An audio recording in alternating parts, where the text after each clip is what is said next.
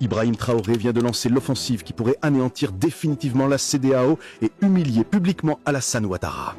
Aujourd'hui, nous analysons un séisme géopolitique sans précédent qui est en train de redessiner la carte du pouvoir en Afrique de l'Ouest.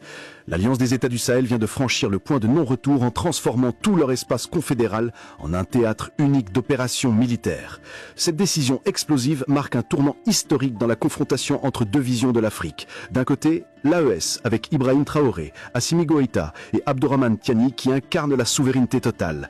De l'autre, la CEDEAO d'Alassane Ouattara, considérée comme le dernier bastion de l'influence française en Afrique de l'Ouest. Avant d'aller plus loin dans cette analyse explosive, si vous voulez comprendre les véritables enjeux géopolitiques qui secouent notre continent, abonne-toi maintenant et active la cloche de notification. Et n'oubliez pas de liker cette vidéo pour soutenir l'information indépendante. Oh, mes stratèges, aujourd'hui, on va parler cash. Fini la diplomatie de salon, on va dire les choses comme elles sont. Ibrahim Traoré est en train de servir un plat d'humiliation froide à toute la clique de la CEDEAO et Ouattara en prend pour son grade. Attachez vos ceintures, ça va secouer. Parlons franchement de cette CEDEAO. C'est quoi, au juste? Un club de retraités qui se réunit dans des hôtels 5 étoiles pour manger du caviar pendant que leur peuple crève? Sérieusement?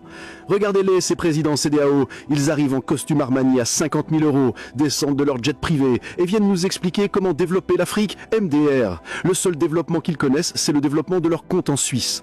Ouattara, parlons-en de ce monument de la France-Afrique. 80 ans, toujours accroché au pouvoir comme une tique sur le dos d'un chien. Pendant que Traoré, à 36 ans, révolutionne le Burkina, Papi Ouattara est toujours en train de demander la permission à l'Elysée pour aller aux toilettes. Tu sais quoi, Alassane? Pendant que tu étais occupé à lécher les bottes de Macron au dernier sommet France-Afrique, Traoré était en train de former une armée qui va vous faire trembler. Pendant que tu signais des accords pour que Total pille notre pétrole, lui, il nationalisait les mines d'or.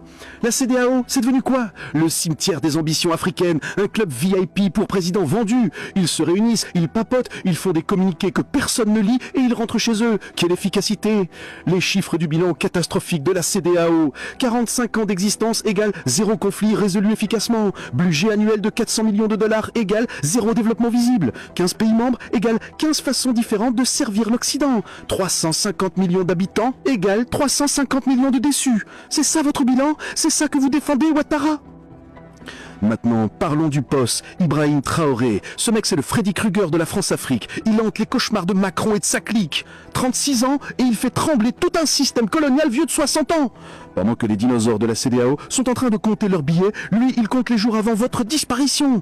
Tu sais quoi, Alassane? Pendant que tu étais occupé à lécher les bottes de Macron au dernier sommet France-Afrique, Traoré était en train de former une armée qui va vous faire trembler. Pendant que tu signais des accords pour que Total paye notre pétrole, lui, il nationalisait les mines d'or. La CEDEAO, c'est devenu quoi? Le cimetière des ambitions africaines.